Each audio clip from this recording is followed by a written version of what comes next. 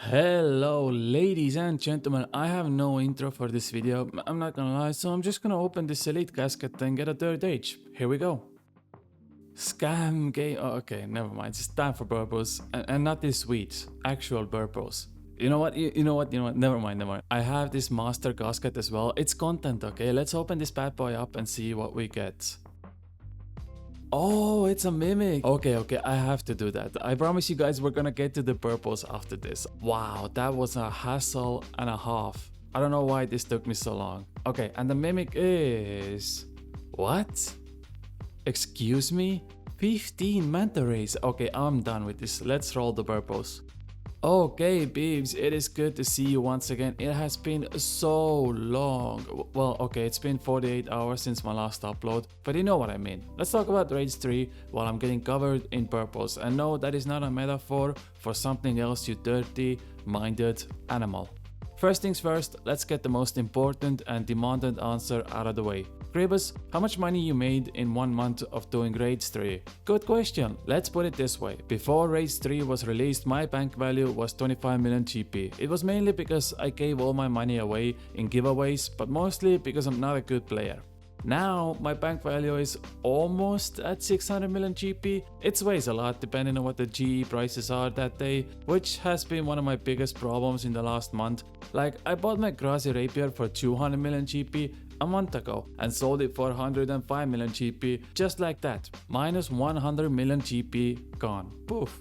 Yeah, I'm not very smart with my items. Bought the Fang for 250 and now it's around 160, which is insane loss if you think about it. And there were many other items, not to mention selling me in the first 2 weeks of raiding. Only put the hardcore run invocation on and lost 500k every time I died. That was a well spent 20 million GP if you ask me. And the biggest loss probably was the supplies I used. Blowpipe, Dragon Dart, Salra Scale, Sara Brew Super Restores and so on, which throughout this month has probably cost me close to 100 million GP by now. Plus all the other items I lost and giveaways as well. It's been a crazy month. Overall, the loot tracker pretty much gives me the same result as my bank value, so let's say I made around 500 million GP doing about 150 raids. Of course, the purples that weren't in my name are not in this loot tracker, but you get the gist. Over 100 raids were in normal modes, around average 200 invocation, and 30 were in expert modes, which literally dung out purples. I think I've seen around 5 or 6 purples in 30 expert mode raids. It's insane. Like, I kid you not, maybe I was just lucky yesterday, but I went to 300 expert man raid, 8 man free for all, and I saw 2 purples in 4kc. It was insane. It's such a good money maker, if you have it down of course. I think the drop rate is like 1 in 7 on average because I haven't had a single 8-man free-for-all where everybody lives, so if someone on your team dies it immediately drops by a little bit. And no flex, I haven't died in 8-mans yet, but you know, someone has to get the Leech title. So yeah, in conclusion, I made around 500 million GP in 1 month of raiding. That could be a lot bigger if I wasn't giving away my GP every week in boss or skill of the week and so on. Which, by the way, you can join our community and events if you want to win free GP. Discord link in the description. Okay, point number 2. Which invocation raid you found the most enjoyable? Honestly, I think around 250 is the best, unless of course you have endgame gear like full Dorva, Twisted Bow, Shadow Staff, like 5 billion GP gear, in which case I think around 350 is the most optimal you should go for. But for me, yeah, 250 is like the sweet spot, where you actually see a lot of purples and it's not most difficult to do. I've been getting the hang of expert raids lately and trying to work on my speedy boy feat with insanity invocation turned on, but I still need some time to get used to it. If 250 is too much for you, I made a very simple 150 invocation setup that basically makes the raid really easy, even if you're mid-level account, as it has invocations that do not add any mechanics to the rooms, rather than just base HP and a little damage. This was my 150 setup. Feel free to copy this, as I think it really sets the groundwork for later raids if you want to go higher. I'm thinking of making one more raids guide, so if you want to see that, please subscribe. That would mean the world to me. Thank you. I know Walk the Bat is heavily discussed in vacation, some like it, some don't like it, and I have many people ask me, why are you making your rooms so difficult? You turn on Walk the Path and Path Master, where you start the raid with level 3 rooms, and sometimes it goes up to level 6 rooms. Here's why. Firstly, I had level 6 Baba multiple times now, and honestly, it's not that much different to, let's say, level 2 Baba. It just has some extra HP and a little bit more damage. That's it. Now the mechanics end on level 4 in each room, so everything after that, meaning level 5 and level 6, you don't get any extra difficulty added to the boss, besides little bit more HP. So the first reason I do it is because it's 40 points for Path Master, 50 points for Walk the Path, and it's great value. It's 2 invocations and they add so much more to your level.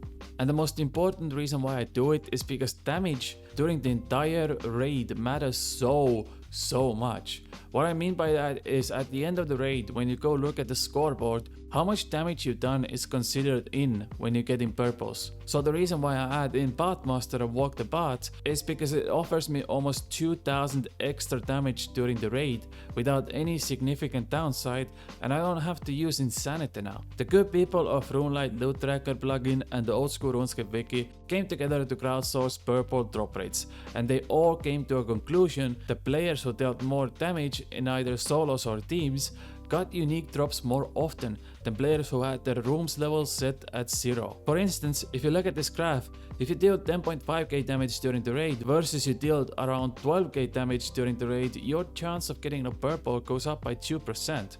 Now, 2% might not seem a lot, but going from a 3.5 to 5.5 chance is pretty big if you consider the long run, and it doesn't make the raids that much more difficult. You get an extra purple every 50 runs on average. Now, they thought the purples are equivalent to some contribution score similar to Raids 1, where it combines the damage you dealt, deaths, puzzle contribution, and MVP rewards, and so on. So if you can already increase your chance of getting unique drops by 2% on one of those things, that's a big W. Now, it's not 100% guaranteed, but I will say that after I started doing this method, I got 2 solo purples in about 20k C. Now, yes, again, it might just be lucky, which is the more likely scenario, but I don't think I'm ever gonna do raids with level 0 rooms again, if I'm being honest. Like Dick Bodie, for example, he did 300 raids with all 0 level rooms. He always had the bot invocations turned off, and he went dry for over 100k C in expert mode. Again, this could come down to luck, but everything just points to the fact that bot invocations are your best friend if you're raiding and your best chance of getting purples. Now, about purples, as you've seen throughout this video, there's been a lot of Osmoten's Fang drops. That item is so goddamn common, and I'm honestly shocked why Jagex went this route. I just can't understand. It is such a good weapon, and making it so cheap and common just ruins it completely. I wish they put the ring and the ward to entry mode and made the Fang harder to get. There is actually still time to change it if we consider the longevity of this raid, and if you think about how many Fangs have entered the game in 1 month, think how much that number is gonna look like in 3 years. I really wish they made it more rare, because so far I've seen so many Fangs. Everybody gets them, and you know, you could have literally the best weapon in the game, but if everyone has it, then the best weapon doesn't cost much, and this might mess up the market even more. To be honest, we don't know the drop rates yet, so they could silently change it. Hopefully they release the rates soon enough though. At this point it's just silly to keep the rates hidden, but you know, Jagex has a mind of their own. And here's my collection log on Dooms of a Mascot. 3 Fangs, I know, it's silly. But yeah, I got the Masori, Mask, Elite Sword, and 3 Fangs, which I can't complain honestly. 2 of the Fangs were solo, and the 3rd Fang was split between 4 men, I think. Yeah, something like that. The next item I'm looking for in this collection log is the 350 Invocation Ornament Kit for my Avas, which I'm likely gonna stream on Twitch this weekend. So if you wanna be part of that, twitch.tv Kriibus, please come say hello. And yeah, that was my 1 month adventure in Raids 3. It's been an absolute blast and they really nailed it. Definitely update of the year for me, even though we haven't gotten much this year, so there isn't any competition to this, but I'm really happy with Raids. 10 out of 10, and I hope this video was 10 out of 10 for you as well. I'll see you again in a few days with another one. I love you so very much. Bye. Mwah.